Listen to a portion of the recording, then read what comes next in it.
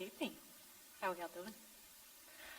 Today I'll be talking a bit about the concept of yes and. Now I'm a linguist. Language is my life. So how is it possible for me to focus only on two words? Well, I'll be talking tonight about a few aspects in my life that changed me for the better, hopefully. And a bit more about how maybe you could take some of these lessons home with you. So the first part of my life that really had an impact on me was when I was a grad student. I was surrounded by ideas and thoughts and language. Sounds great in theory, but unfortunately it all sounded like gobbledygook. Epistemology, Foucault, panopticon, not so helpful. I had what I'm sure many of you have experienced at least once in your life, which felt like imposter syndrome. I was trying my absolute best to blend in, hoping nobody would notice that I had no idea what they were talking about. So I went through a few classes and hoped for the best until finally I found a class that really spoke to me. You see, often in grad school you have all of these big thoughts and ideas about social change and how the big future plans are out there, but none of that was helpful to me and who I wanted to be as a teacher. I needed something that I could do and put into practice. So that one teacher finally came into my life, and she also was inspired by philosophers, so don't get lost. But I would like to share that with you, the philosopher that inspired her, that inspired me. And that was Jacques Derrida, who published in 1998 on hospitality. One particular quote in mind really just shook me to my core. Derrida said, "Let us say yes to who or what turns up before any determination or anticipation, whether or not it is to do with a foreigner, an immigrant, an uninvited guest, an unexpected visitor." Which is to say, yes. This wonderful word. This word that means accepting somebody into your heart, accepting somebody into your life. Now, as a teacher, I have been hired to teach Spanish, so for some of you, this may be the first time you're actually hearing me speak at length in English. But even though I'm hired to teach Spanish, the reality is that I teach students. So saying yes to who or what turns up means bringing students into my classroom and saying that this place is made for you. You're welcome here. Not only that, my office is a place for you, so I'm sure some of you have come to my office and have seen, if not yourself, sat down on the couch to take a nap, or come and talk with me and cry over, I don't know, the latest K-pop band fiasco. Oh, goodness. But saying yes is not just me teaching Spanish. It's not just me teaching vocab, syntax, morphology, subjunctive tense, or not. It's asking how you are every day. It's, bringing you into the classroom and learning about who you are and what makes you you. It's one thing to teach towards topics, AP tests, for example, the National Spanish Exam. It's another to find topics and content that makes you who you are. So here I am, a mild-mannered graduate student, very much in an introverted position where I have to go home and read a bunch of books every night, which sounds wonderful in theory, but I missed that interaction where people didn't talk about theories. So I did what every single grad student does ever. I became a professional improv and sketch comedian. Now, improv also follows its own set of laws and theories, and some of you might be familiar with the first rule of improv comedy, which is yes and. Yes and, my two favorite words. Many comedians have talked at length about what is yes and, but I'm going to borrow the words of Tina Fey, who was on Saturday Night Live for a while. And she stated that the rule of agreement, the rule of yes and, reminds you to respect what your partner has created and to at least start from an open-minded place. Start with a yes and see where that takes you. So in improv comedy, you typically have more than one person with you. They put forward a prompt. You have one decision and two possibilities of how to take that. So for example, if my scene partner says, "Oh no, the goldfish is missing from the goldfish bowl," you could say no. Put your own prompt forward. But in doing so, in not following the rule of agreement, in saying no, but, you're putting your own idea forward. You're kicking your friend into shark-infested waters, shall we say, so that you can make yourself look superior. You are the better comedian. But in improv comedy, there's no winners. There's only losers if you do that. So if my colleague says, oh no, the goldfish is missing from the goldfish bowl, if I follow the rule of agreement, if I say yes, and the cat looks awfully content with itself next to its very full bowl of food. Now, no animals were harmed in the making of that very terrible joke. But what I'm trying to say there is by saying yes and, my partner has put forward a little block of comedy. I agree, and I add my own block on top until we've created this giant tower of amazing comedy. Not funny necessarily, but successful. Successful comedy follows the rule of yes and. So, starting with a yes and seeing where that takes you. So, grad student, learning about Derrida. Improv comedian, learning about yes and. I did what everybody does when they have so much information in their head, I squish everything together. But that's okay, because in this case, I get Derrida meets improv.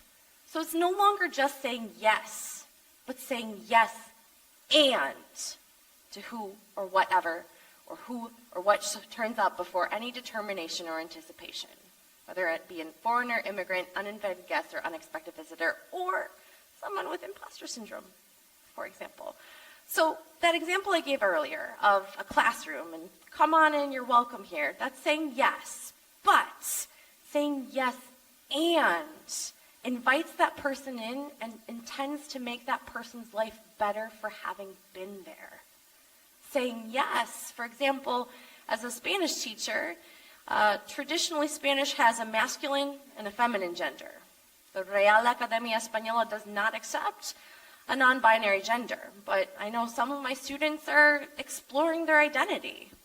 Saying yes tells them, you'll figure it out, you do you. But saying yes and opens my heart up to them and says, I have a billion ideas, let's try all of them, we'll figure out which one fits best for you in this moment in time. That's saying yes and. It's making somebody else's life better for having been in yours. It's about putting kindness out there to other people, because kindness costs you nothing. So saying yes and, the first idea that I hope speaks to you is saying yes and to others. Invite them into your life, invite them into your heart, and make their lives better for having been in yours. But the second idea comes a bit more from my other experiences in improv comedy. And that idea, I hope, is that you will learn how to say yes and to yourself. Saying yes and to others is great, but it's okay to be a little selfish from time to time. I realized in improv comedy for a long time, especially with the sketch part of comedy, improv and sketch, that I was saying yes and to everybody else and putting everybody else's needs before my own. I needed to say yes and to myself. Now, one moment in my experience as an improv and sketch comedian comes very much at the forefront that really provided the most metamorphosis for my life, helped me turn into the tiny little budding feminist that I am. We were practicing a game for improv for an event, and yes, I know that sounds counterintuitive, because yes, you do practice improv comedy. It doesn't necessarily just happen in front on stage. We were playing a game called the dating game. Now, in the dating game, for those of you who are unfamiliar with Whose Line Is It Anyway, one person stands off to the side and they are seeking a date for the evening, but they have to wade through a bunch of red flags. Very similar to Bumble and Hinge. Not that anyone here knows anything about online dating.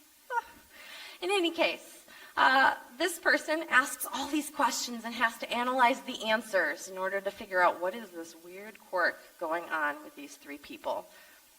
They have to figure that out, and then they make the best selection or the least red flag. In any case, Emily was the bachelorette, and she was looking through, trying to figure out which person would be the best person to go home with that evening. She would ask a question, and the first candidate, Katie, was obsessed with grammar. Ooh, my linguist heart was already wanting that prompt, but Katie would jump down Emily's throat every time Emily used a split infinitive or ended a statement with a preposition. I was in the middle.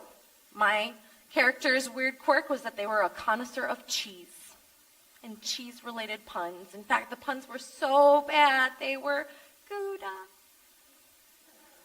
I'll save myself out. The final candidate was Elizabeth, and Elizabeth was slowly turning into some form of a sea creature. The game ended. I don't know who won, I just know it wasn't myself. Maybe Emily was lactose intolerant or something. But typically, at an improv practice, you finish a game and then you invite feedback. The feedback is typically meant to help you figure out how to get better at improv games, give you things to work on, things to think about. So, for example, some of those ideas might be, don't forget that law of agreement. Don't forget to say yes and thank you. Maybe it's ask fewer questions. Maybe it's, cheese is pretty good, but maybe figure out better puns and not make us all groan inwardly. Maybe it's dial that sea creature energy up to level 11. But that particular evening, one person gave feedback that was phrased as a question, but it was really more of a statement, and I'm sure many of us are familiar with questions that are really statements. And it was feedback that I couldn't do anything with, but I had many reactions to. The feedback that I received was, why were there only girls up there? Dating game. In any case, I thought about this, and you can read into that however you want, but it was stated by one of my male comedian colleagues, and he was agog, aghast at the fact that there were 4 females up on stage and no males up on stage. Almost as if the opportunity to be on stage is like pizza. When I say that, what I'm saying is more opportunities or more pizza for you means less pizza for me, right? Well, pizza, yes, I will eat all of your pizza. That's what I will do. But opportunities and power and privilege, they're not like pizza. More power for you does not mean less power for me. More privilege for you does not mean less privilege for me, and more opportunities in comedy does not mean fewer opportunities for you. There's historic evidence, for example, of male comedians sabotaging female comedians simply for the fact of their gender. Saturday Night Live is famous for having females write sketches and getting them thrown out at the table reads simply because the male actors decided that they didn't feel like reading it the way that it was intended. But in any case, I heard this, and I had a few reactions. Typically, when you have reactions, the first reaction, your primary reaction, is the one that society teaches you to have. Your secondary reactions and everything that follows is you actually critically thinking about things, is you wondering at society's reaction. So my first reaction is what changed me. And that reaction was to want to curl up in a ball and apologize. See, I'm currently inspired by the words of Chimamanda Ngozi Adichie because that reaction was me shrinking myself into a tiny ball and hoping to melt into the floor. We teach girls to shrink themselves, to make themselves smaller. I wanted to apologize. I wanted to make myself smaller to make my male comedian colleague feel better, feel bigger, feel larger than life.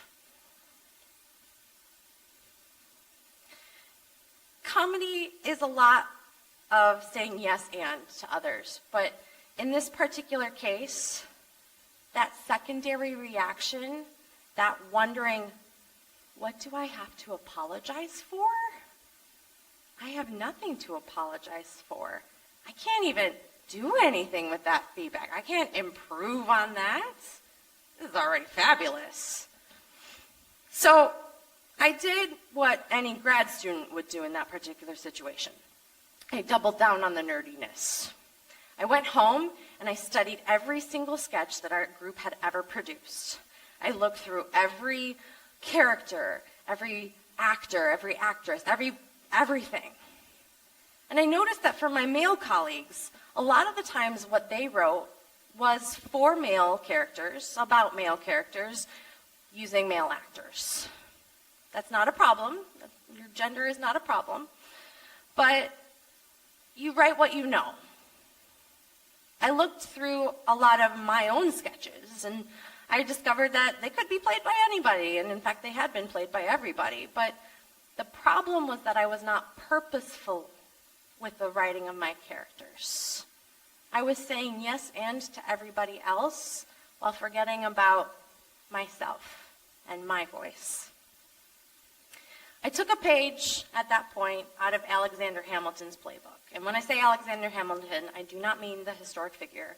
I mean the character from the beloved Lin-Manuel Miranda's musical. I realized I had to write my way out, or in this case, write my way in. From that point forward, every time I wrote a sketch, I wrote it for female characters and about the experiences of females. I wrote my way in because I needed to say yes and to myself. You see, in life, sometimes you may be waiting for validation for somebody else. You may be waiting and hoping that somebody will legitimize you. But oftentimes, you are your very own hero, and you are the only one who can legitimize and validate your voice. You need to say yes and to you, and to take up space, conversationally, mentally, emotionally. Now, I've just thrown a bunch of words at you. I apologize, and I'm about to throw some more. But what does that look like for you? Because remember, back when I was a grad student, there's all these big ideas about big societal change, but I hope that you need something small steps. What's your first step to saying yes and to yourself? So I want you to pay attention to words. The words that you use, the words that you hear. If you're in a classroom and you raise your hand, you don't have to say sorry before you ask your question. Sorry, could you just go over that? Sorry, I didn't quite understand. You don't have to apologize for existing. You don't have to say sorry. You don't have to use the word just to soften yourself. Just checking in about the group work project that you said you do. See how I'm already shrinking myself as I'm saying just? You don't need to say just. You don't need to say that you're okay if you're not okay. Take up conversational space. Take up emotional space. Regardless of your gender, identity, presentation, sexuality, religion, body shape, body size, you deserve to be here. You don't need me to validate you. You just need that little voice in your head. So here's me inspiring the little Jiminy Cricket in there. Hey, you, say yes and. So like I said, say yes, but more importantly, say yes and to others, but yourself.